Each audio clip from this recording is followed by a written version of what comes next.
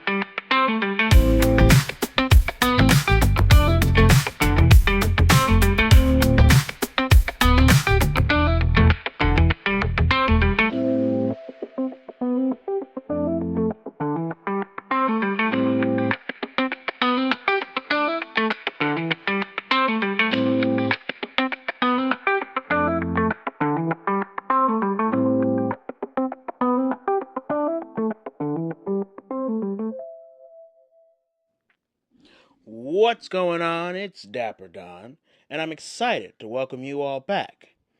The subject we are taking on tonight is one that many of you may be familiar with: religious trauma. For many, religion is supposed to bring hope and give you a sense of closure, purpose, and peace.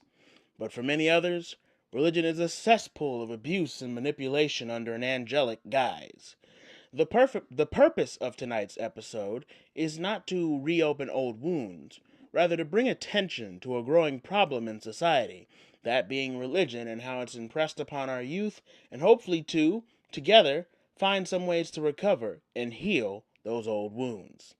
So not only will I be looking at religious trauma in a broad sense and its effects on people, but I'll also be telling my own story and talking more in detail about just what my religion did to me. Before we dive in, however, I should also clarify that I don't aim to disparage anyone's religion, beliefs, or cultural practices. I'm only speaking on the trauma that comes from the mishandling of these elements, so don't get your panties in a bunch. Anywho, just what is religious trauma? What does it look like? How has it harmed people? Religious trauma syndrome, as it's officially called, is the psychological and emotional hardship experienced by someone in relation to negative religious experiences. Some examples of traumatizing religious practices include, but are not limited to, purity culture, which includes the rejection of people that are too different and sinful, like members of the LGBTQ plus community, fear-based teaching techniques, which often include some form of physical abuse, excommunication and shunning, and authoritarian leadership. These actions can have a wide range of effects, including nightmares, anxiety and depression, fear, anger, identity confusion, difficulty setting boundaries, and many more symptoms. So if you've ever felt terrified of some torturous pit waiting for you because you got caught with your hands in the cookie jar, you're not alone. Trust me, you're not alone. In fact, I have an article here that actually is going to paint a clearer picture of how we define religious trauma and just what it can do to you. This is a Pathos article, a primer on religious trauma. And this was posted October 14th, 2024, and it's by Matthew DiStefano. Now, if it would let me scroll down, come on, you piece of shit. There we go. Religious trauma syndrome, RTS, is a term that describes the psychological and emotional scars left behind by harmful religious experiences. This concept, discussed by thought leaders in spiritual and emotional health, is often triggered by doctrines and practices that deeply wound individuals. In a yet to be released conversation on the Heretic Happy Hour podcast, specialists like Mark Karras, Anna Clark Miller, and Danae Castile unpack the nuances of religious trauma, revealing its lasting effects and offering hope for recovery. What is religious trauma? Mark Karras, a licensed therapist and author of Diabolical Trinity, Healing Religious Trauma from a Wrathful God, explains that religious trauma results from repeated exposure to harmful religious environments, doctrines, and leaders. The scars run deep because of both the emotional abuse and the mental programming that often occurs in these spaces. Karras points out that trauma can take many forms. Some individuals endure what he calls drip by drip toxicity, daily exposure to doctrines about sin, hell, and damnation, while others experience big earthquake moments that shake their entire worldview. One of the key features of religious trauma is its lasting impact on a person's nervous system. Karras uses a powerful analogy, likening it to drinking poisoned water without realizing it until the damage has already been done. This kind of trauma isn't limited to overt abuse. Sometimes it's the subtle, constant pressure of religious guilt, fear, and shame that rewires a person's brain and body, leaving them stuck in survival mode long after they've left the faith behind. So, as you can see, the repeated exposure to these harmful and corrupt practices, which are often a staple in a lot of religions, can have lasting and catastrophic effects on your nervous system, even when you've left the religion. And healing from this really means learning to trust yourself and your own judgment, and to silence that voice in your head that constantly tells you you're not good enough just because you don't meet some artificial holy standard. By now, though, you're probably wondering if you've experienced some kind of religious trauma. Well, if you can relate to any of the signs mentioned in this next article, it may be something worth considering as a possibility. This is Sandstone Care article, 9+ signs of spiritual abuse and how to heal. Just give me 1 second, because I swear to God, it really wants to piss me off with how slow it loads. Just give me 1 second.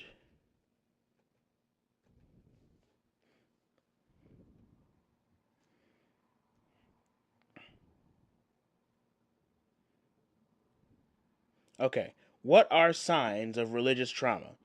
There are various signs that an individual may be experiencing religious trauma or continuing to cope with its prolonged effects. Some symptoms of religious trauma include compulsive perfectionism, faith crisis or becoming disillusioned with spirituality, self-hatred, low self-esteem or compromised self-worth, constant feelings of shame or guilt, hypervigilance, a distinct lack of boundaries between personal life and religious communities. And that one in particular is something that a lot of these religions take advantage of, because boy, do they know how to make you feel guilty if you say no to something. Identity confusion, especially among women, LGBTQIA, and religious minority members. Sexual health and sexual dysfunction, either through making sex or thoughts of sex taboo or through lack of education about healthy sexual practices. Manifestation of other mental illnesses such as anxiety disorder, depression, or eating disorders. What does an unhealthy church look like? Unhealthy or toxic churches or religious institutions can come in many forms, but there are some signs of an unhealthy church that can help an individual begin the healing process. An unhealthy church may show the following signs: focuses on punishment, damnation, guilt, shame, and other negative beliefs about oneself, has strict authoritarian and absolute rules, causes an individual to feel belittled as if their personal worth is less than that to the culture of the church, exhibits signs of religious indoctrination, compromises a person's sense of personal identity, or causes an individual to feel shameful about their identity, especially among members of the aforementioned LGBTQ plus community. Cultivates a culture of punishment and external forgiveness rather than personal development or personal spiritual exploration, and focuses on personal or financial sacrifice to maintain good standing with God or the church. That's a big one. They often, like, all of these fucking churches, they pump that fucking charity shit so far down your throat. My God, they're worse than a beggar on the street. And the thing is, scripture only says you have to give 10%, but they'll make you think you got to give your whole wallet to pay their bills, and you ain't paid none of your bills. None. And here's the next section. What are the signs of spiritual abuse in a church? Spiritual abuse in a church is intimately connected to religious trauma, but there is a key distinction between spiritual abuse and religious trauma. Where religious trauma is the constant exposure to a religious culture or community affecting a person's mental health over time, spiritual abuse instead often describes a distinct interpersonal relationship, typically between a religious figurehead and an individual. Some signs of spiritual abuse from a religious figure in a church include feeling forced into certain religious beliefs, gaslighting or manipulating a person's religious beliefs and sense of self in order to control their behavior, using religion, scripture, or doctrine to protect otherwise abusive individuals or to facilitate otherwise abusive relationships, feeling forced to stay in actively harmful situations or relationships based on the approval of spiritual leaders, i.e., fucking arranged marriages, or from what I've heard about Mormon history, being forced to, as a child, marry the old ass leader. And lastly, when a person has been denied the opportunity to make personal decisions due to the pressures of religious figures. Experiencing religious trauma often has long lasting effects on a person's mental health, self worth, beliefs, perspectives, and more. Many of these beliefs can be detrimental and even compromise a person's emotional, mental, and physical health. And the long term effects of this are pervasive feelings of shame, guilt, and low self worth, panic attacks, flashbacks to specific traumatic experiences or instances, compromised personal relationships or inability to nurture personal relationships, difficulty trusting others, pervasive feelings of hopelessness, especially in combination with guilt, as well as blaming oneself for all negative aspects of life, depression, confusion or compromised decision-making skills, especially when outside of the faith community, dissociation or compromised sense of personal identity, anxiety, anger, isolation, and suicidal ideation. Yeah, it's brutal. It is truly, truly brutal. But the big takeaway from this all is the compulsion of it all. Be it having to donate to your church or face fiery damnation, being forced into a certain relationship, being forced to embrace a clearly abusive individual, or being forced into certain beliefs and practices no matter how damaging they may be in the long term.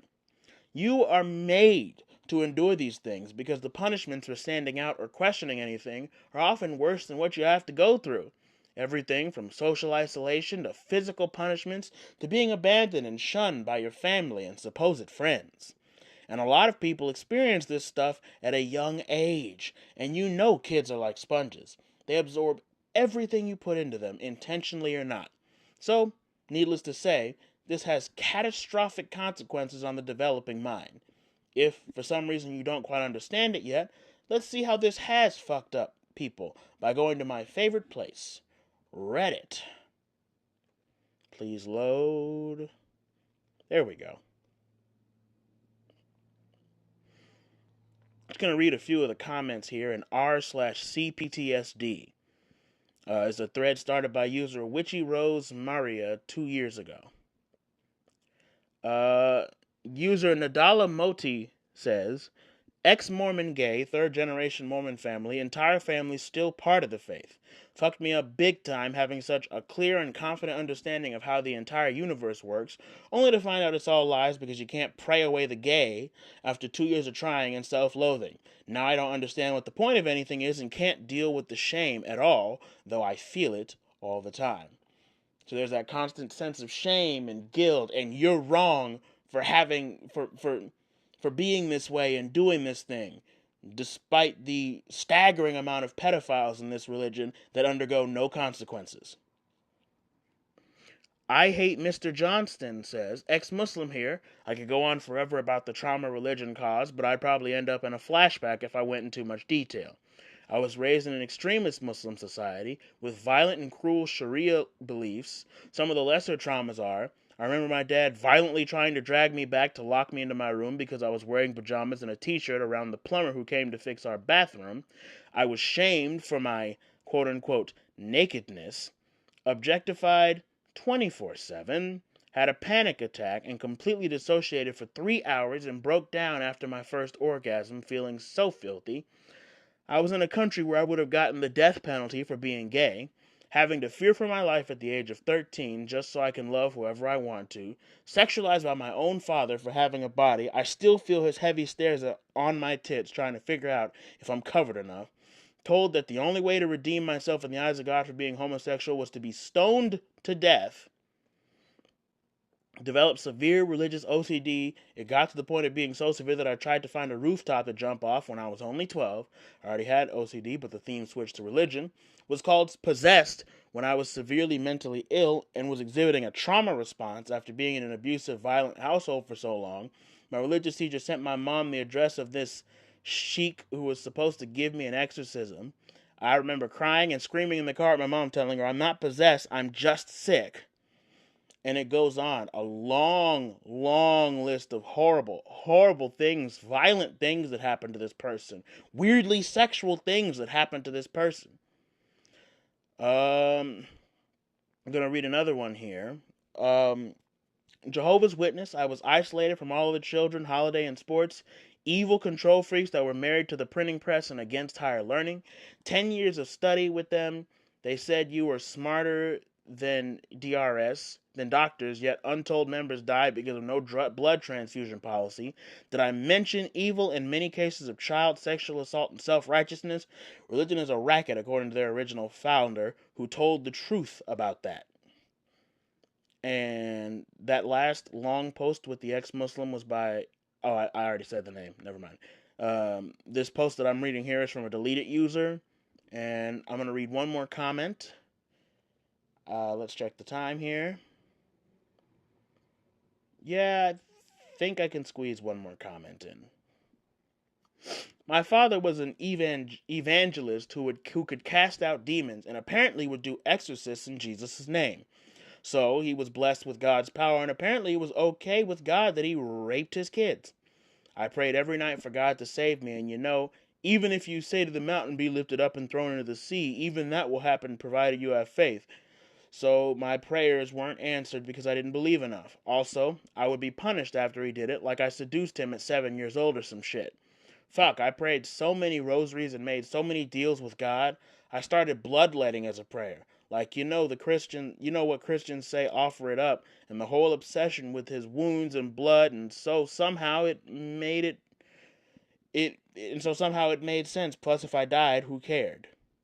So, again, violent, sexual, feelings of isolation, feelings of loneliness, suicidal ideation, big time, all fitting in with what we just found. And it's pretty brutal. Anyone who treats their religion like it's done nothing wrong, despite all of this happening, is a lying sack of shit. Because of this horrible treatment, many people's idea of God and their belief in God has been tampered with. And that can lead to an identity crisis like you just wouldn't believe. So even leaving the religion can be traumatizing to some extent. And, there's a big discourse about why so many people are turning to agnosticism. And I'm going to bring up an article now because this kind of ties into the whole damaged belief in God. So I really want to highlight,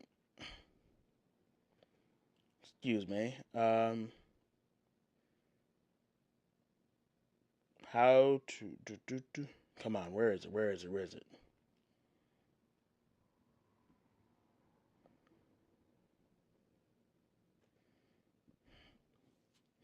Why, this is Forest Park Review, here it is. Why I'm an Orthodox Christian Agnostic by Tom Holmes, December 17th, 2024. It may sound paradoxical, but I'm an Orthodox Christian agnostic. The Orthodox Christian part. A mainline pastor once said to me, evangelicals know they are right. We Presbyterians hope we are right. Regarding knowing, I resonate with the Presbyterian. The agnostic part. In the current English usage of the word agnostic means nothing can be known about God. The etymology of the word, however, reveals that gnostic comes from the Greek word gnosis, which means knowledge, and which means not. For example, the word asymmetric means not symmetric. The meaning of apolitical is not interested in politics. In the use of the word agnostic means I don't know, and in that sense of the word, there are whole lot of things I don't know. Regarding Orthodox Christian teaching, I don't know how to explain the Trinity. One God in three persons. I don't know how to explain the existence of evil if God is both omnipotent and good. I don't know how Jesus can be truly human and at the same time truly divine. My list of I don't knows regarding the Bible and religion is very, very long. Personally, I think that religious folks who quote unquote know, i.e., have an answer for every question, are either smoking something or flat out lying. Two of the books on my bookshelf are titled The Faith to Doubt and The Sin of Certainty. As Hebrews 11:1 declares, now faith is the assurance of things hoped for, the conviction of things not seen. My purpose in this column is to talk about I don't know in terms of applying my faith to issues in everyday life. Now, this isn't necessarily related to specific religious trauma, but it has elements of your faith not really providing you that spiritual exploration that you need to have. And so you're just kind of left with this identity crisis of what really do I know even after you've left the religion? And it can skew you. It can mess you up for real. So, now that you know what religious trauma is and now that you know some of the signs, I think it's time that I tell my story, which is the reason for making this episode. Now, I don't remember everything, as it has been years since I've been in this particular religion, and even longer since I've gone to a service, but I think my testimony is still important to the conversation. So, a little about me. I am an ex-Muslim, specifically a former member of the Nation of Islam, the African American Muslims. I joined the faith between 2009 and 2010 when, in third grade, I was taken out of the charter school I'd been attending to attend a Muslim school known as Muhammad University of Islam, or MUI for short. I'd been having behavioral issues at my previous school due to my temper and inability to pay attention to the lessons, and the school promised that they would be able to help, even taking me off of the meds they had given me for oppositional defiance disorder. For the first few years, things seemed almost magical. Islam was new and different, and everything they talked about just seemed to make sense mathematically, scientifically, and morally. And my peers, as well as the adults, praised me for my intelligence, my diligence, and my steadfastness. They also told me about the high expectations they had of me and how I was, as well as the rest of the youth I was with, was, the future. It was so good, in fact, that my entire family joined the faith not too long after I started attending the school. And they didn't just teach religion either. Math, science, history, and English were all a part of their curriculum. And all of it was taught in a fun way that gelled with me and was easy to remember. Now, I won't go into too much specifics of the religion itself, but if you want to know more about the Nation of Islam and what they believe in, as well as their practices, you can feel free to do your own research. What I will talk about is what started happening to me a few years into attending both the school and the mosque.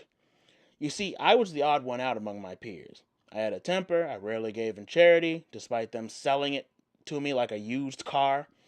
I didn't pray the recommended 5 times a day, blah blah blah, and due to what we would later find out was neurodivergence, I had behavioral issues and troubles relating to my peers. This led to loneliness and isolation as more and more of them stopped wanting to deal with me.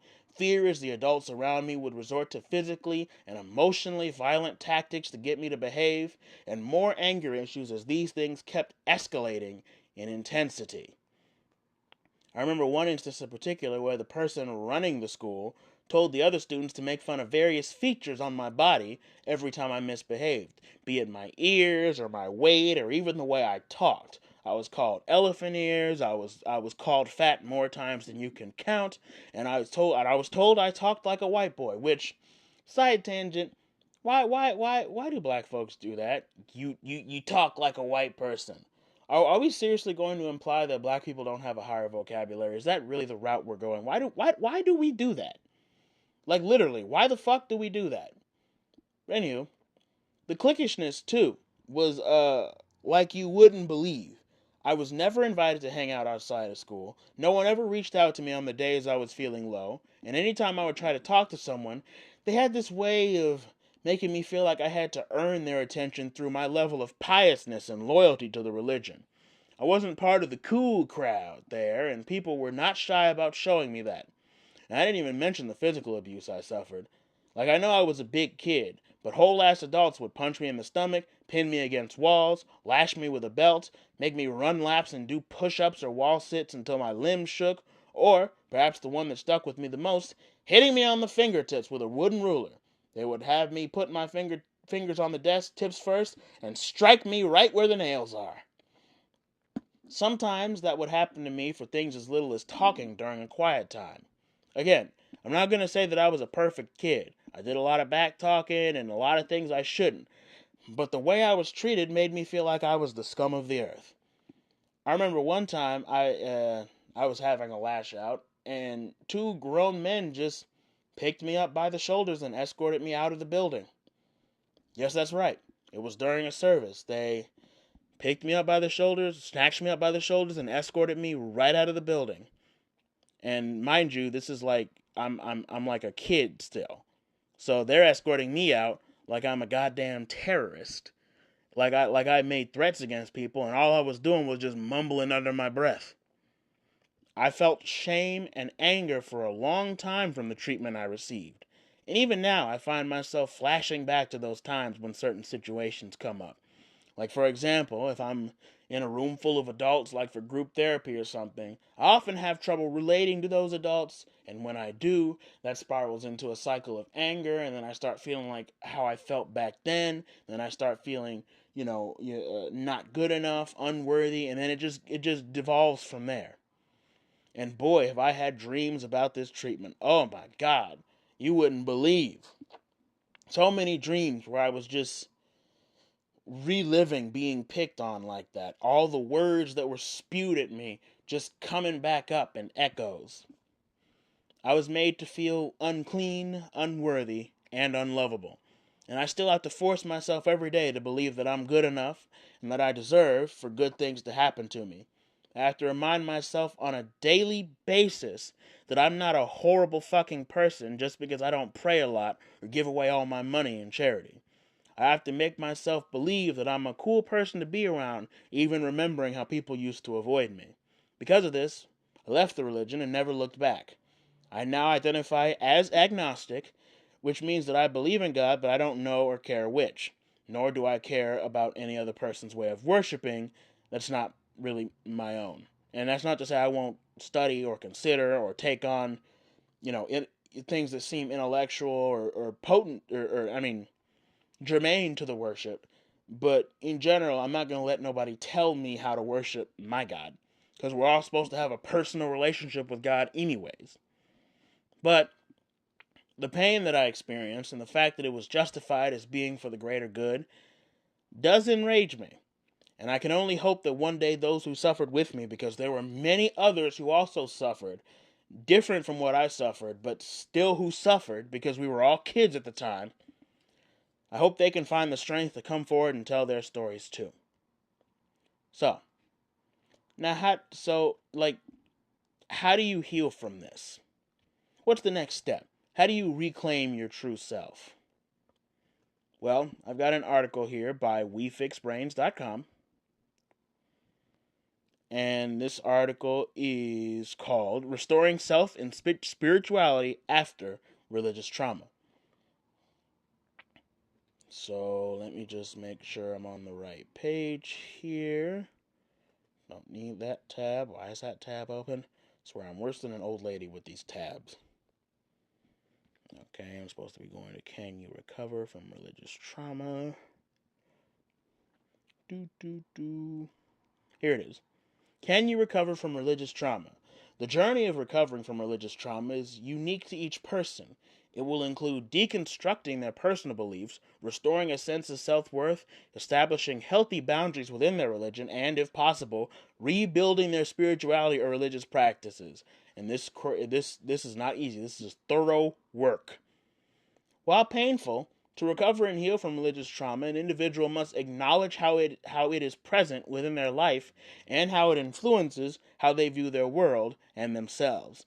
It takes the person confronting painful memories and the emotional distress that comes with their religious experiences.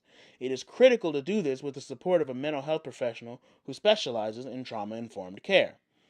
Many of those who recover from spiritual trauma find rest in the belief system they've been able to redefine and are able to explore new ways to connect with their higher power so that they can continue to experience the sense of community guidance and peace they once had in their belief system, associated with their relationship they have with their higher power. If you or someone you know is struggling with religious trauma, remember you're not alone. Reach out to those who support you and find a mental health professional specializing in spiritual trauma or trauma-informed care to begin deconstructing, redefining, and reestablishing yourself within your belief system to create something sustainable, dependable, and supportive of you. The key to healing is to restore your damaged self-worth. To acknowledge that the things you were forced to take in and experience does not necessarily reflect the truth of the world, and that you can have and be loyal to a higher power without all that other bullshit. If you even still want to worship a higher power. It's realizing that you deserve good and that you can spread good to others without having to observe some asinine rituals. And it's not a process that you can easily do alone. It is recommended that you have the support of those around you. But if, like me, you essentially had to heal alone, it's hard work, but not impossible. And the results are so worth it when you can be in your own skin and be yourself without fear of some eternal retribution waiting for you because you didn't fill the already full pockets of some goddamn jack-legged preacher. But anywho, that's all for today's show. If you like this episode, leave a like, comment, and subscribe. The articles referenced will be linked in the description as well as all my socials. Follow me everywhere so you don't miss a beat. And be sure to come right back here next Wednesday at 6:30 p.m. for an all-new What's Going On with Dapper Don. You don't want to miss what I have in store. Peace out!